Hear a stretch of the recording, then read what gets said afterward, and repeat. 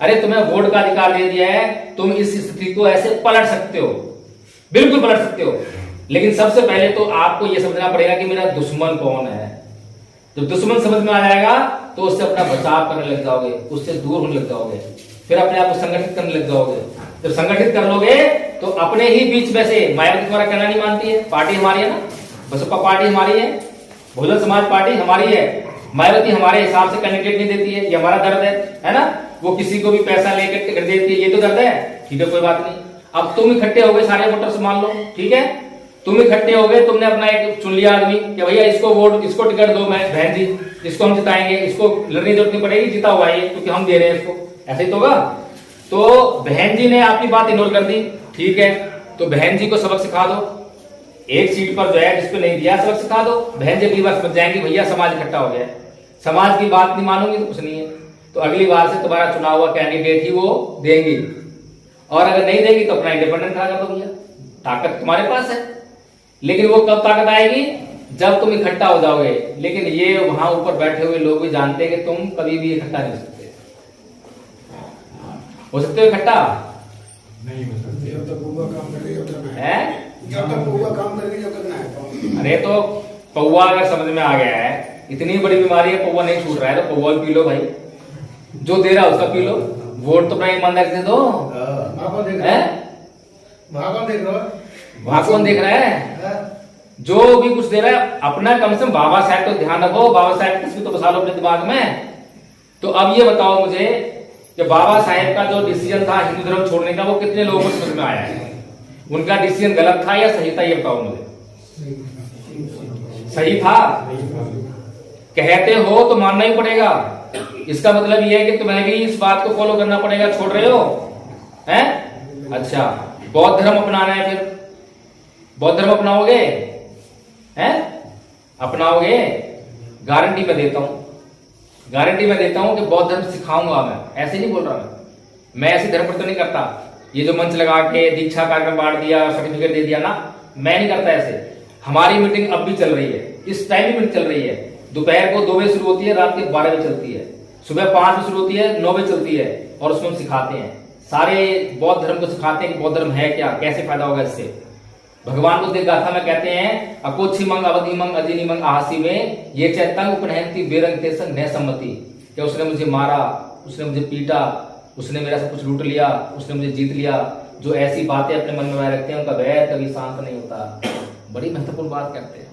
हमारे घरों में रोज छोटी छोटी बातों पे, इन्हीं बातों पर तकरार होती है, और इन्हीं बातों पे कई बार मियां बीवी के बीच में तू मैं हो गई, और 3 दिन हो गए, हफ्ता हो गया, महीना हो गया, अपने मायके चली गई, मायके से वो नहीं आ रही है, यहां से लेने नहीं जा रहा है, तलाक तो न बता गई, तलाक हो गया। इतनी सी बात पे भगवान बुद्ध की अगर इतनी सी बात जो है उन दोनों मियां बीवी ने मान ली होती, एक को पता होती, तो कहता माफ कर दिया, छोड़ो, अरे कोई बात नहीं, छोड़ो। अब बताओ, एक संस्कृति वो है जो आपको नाक का सवाल खड़ा कर देती है कि इज्जत का मामला है, नाक का मामला है, और दूसरी संस्कृति वो है जो आपको कह रही है कि नाक वाली कोई चीज ही नहीं है, सहनशील बन जाओ, क्षमा कर दो, कुछ नहीं है, नाक वाक है। किसी ने मुझे गाली दे दी, गाली दे दी, गाली है क्या? बताओ मुझे गाली क्या है? किसी ने मुझे हिंदी में गाली दी तो मुझे समझ में आई, वही अगर तमिल में गाली दे रहा होता समझ में आ रही थी? मैं ऐसे खड़ा हूं, ऐसे खड़ा था है भाई। गाली है क्या? गाली शब्द तो है, और शब्द क्या है? ध्वनि है, ध्वनि तो है। जब ध्वनि का संयोजन होता है शब्द बनता है, जब शब्द का अर्थ निकलता है तो भावना बनती है, भाव बनता है, और जब भावना बनती है मेरी भावनाएं आप होती हैं। इतनी से मामला है। तो हम जो है शब्द से ध्वनि तरफ बढ़ जाएंगे और शब्द को शब्द मान लेंगे, खत्म मामला। कोई गाली हमारे को आके भेद नहीं सकती, मतलब ही नहीं है। भगवान बुद्ध की वाणी, भगवान बुद्ध का ज्ञान बहुत तगड़ा ज्ञान है। अब तक जो है ये जो संस्कृति है ना, जो संस्कृति आसपास भी नहीं है, ना बाबा साहेब के ना भगवान बुद्ध के।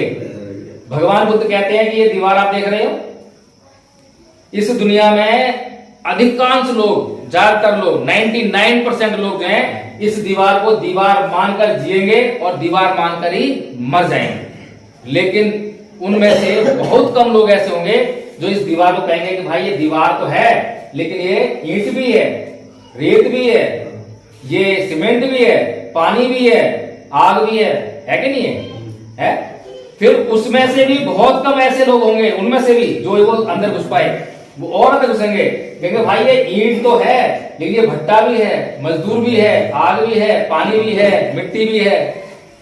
फिर उसमें से भी बहुत कम लोग होंगे जो उसके अंदर भी घुसेंगे कि भाई ये जो रेत है, रेत तो कुछ है ही नहीं, बहुत कम, कुछ भी नहीं है, खत्म, कुछ है ही नहीं।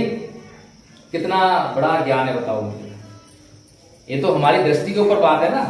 हमारी दृष्टि पे इतने पर्दे लगे हुए, इतने पर्दे लगे हुए, बस दीवार को दीवार मान के कुछ जिंदगी गुजार देते हैं। जब ये पर्दे हटेंगे तो दीवार के अंदर घुस के तब पता लग जाएगा कि कुछ है ही नहीं। शरीर को एडवोकेट जयवीर प्रकाश जो खड़ा हुआ बोल रहा है, ये तो वास्तव में कुछ है ही नहीं है, तो तरंगे से तरंगे दिखाई दे रही है, पली पली कुछ नहीं है, मामूली कण दिखाई दे रहे हैं। साइंस है, कोई अंधविश्वास नहीं, कोई झूठ नहीं, कोई फरेब नहीं, और जांच के लिए हमेशा प्रस्तुत। और जो संस्कृति, ब्राह्मण संस्कृति, वो हमेशा आपको प्रश्न करने से रोकती है। प्रश्न मत करना, आस्था का सवाल है, ऐसे ही बोलते हैं ना। और भगवान बुद्ध बोलते हैं प्रश्न करो, जितने प्रश्न कर सकते हो उतने प्रश्न करो, पहले जांच करो, संदेह मिटाओ। जब तक तुम संदेह नहीं मिटाओगे, श्रद्धा नहीं आएगी, विश्वास नहीं होगा। और अगर तुम झूठ बोलकर किसी के कहने पे मेरे शरण में आ भी गए, तो मैं जो मार्ग बताऊंगा तो चल नहीं पाओगे, समझ नहीं पाओगे। अब बताओ कौन सच्चा कौन झूठा। एक सच्चा आदमी अपने आप को जांच के लिए सामने रख देता है, भैया जितना जांच ले जांच ले।